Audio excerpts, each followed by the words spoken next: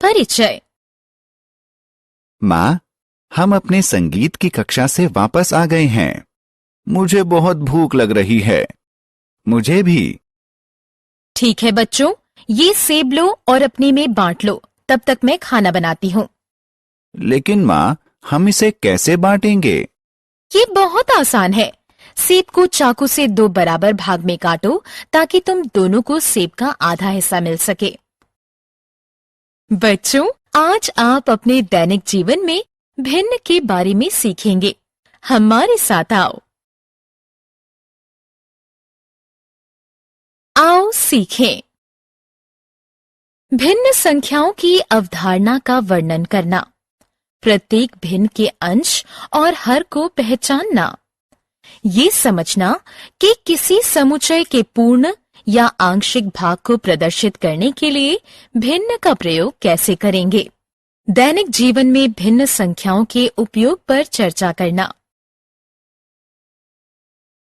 भिन्न संख्याएं क्या होती हैं? क्या आप गिन सकते हैं कि यहाँ कितने वृत्त हैं?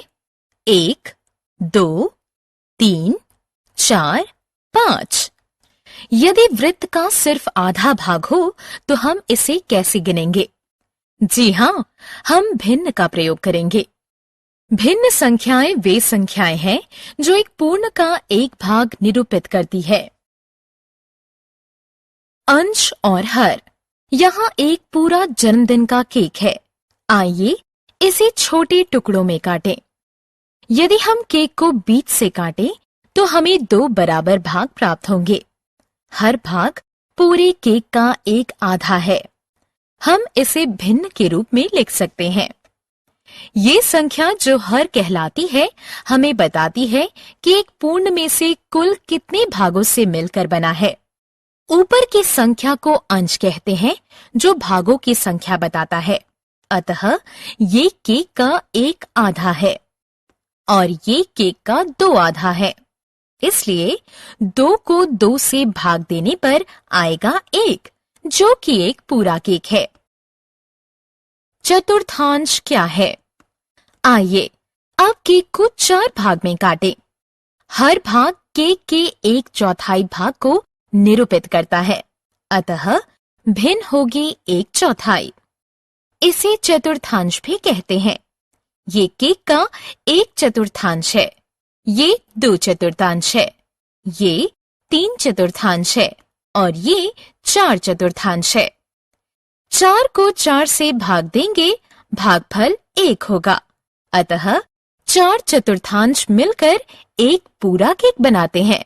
आप केक को और अधिक भागों में बांट सकते हैं।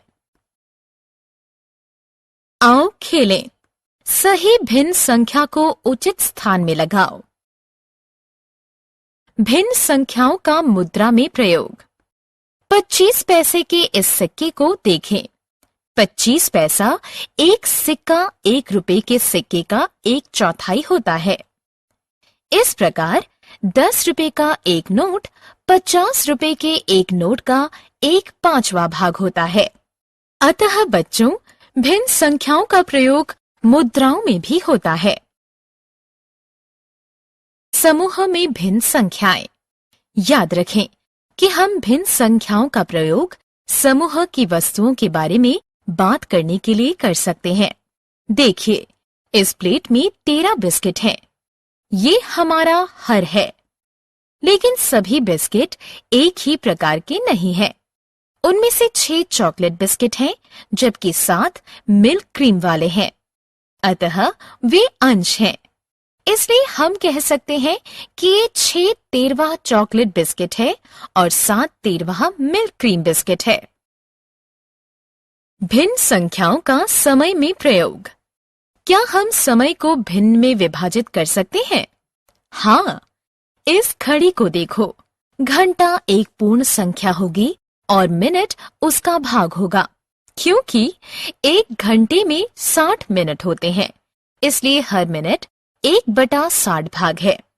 आप कह सकते हैं कि 20 मिनट 20/60 भाग के बराबर है और ये 1/3 के बराबर होगा। भिन्न संख्याओं के दूसरे प्रयोग। आप में से कितनों को संगीत पसंद है? बहुत अच्छे। हर किसी को संगीत पसंद है। संगीत में पूरा नोट, आधा नोट, एक चौथाई नोट होते हैं और वे सब एक दूसरे से जुड़े होते हैं। अतः दो आधे नोट की लंबाई एक पूरी नोट जितनी होती है और चार एक चौथाई नोट एक पूरी नोट की लंबाई के बराबर होते हैं। क्या ये अद्भुत नहीं है? इसके अलावा आपकी माँ खाना बनाने में भी भिन्न संख्याओं का प्रयोग करती हैं। आप अपने लिए एक कप चाय कैसे बनाएंगे?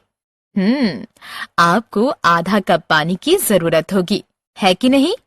अतः आपने देखा कि भिन्न संख्याएं हमारे दैनिक जीवन में हर जगह हैं और वे हमारे लिए बहुत उपयोगी हैं।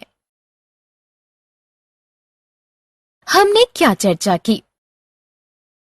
भिन्न संख्याएं वे संख्याएं हैं जो एक पूर्ण का एक भाग निरूपित करती है।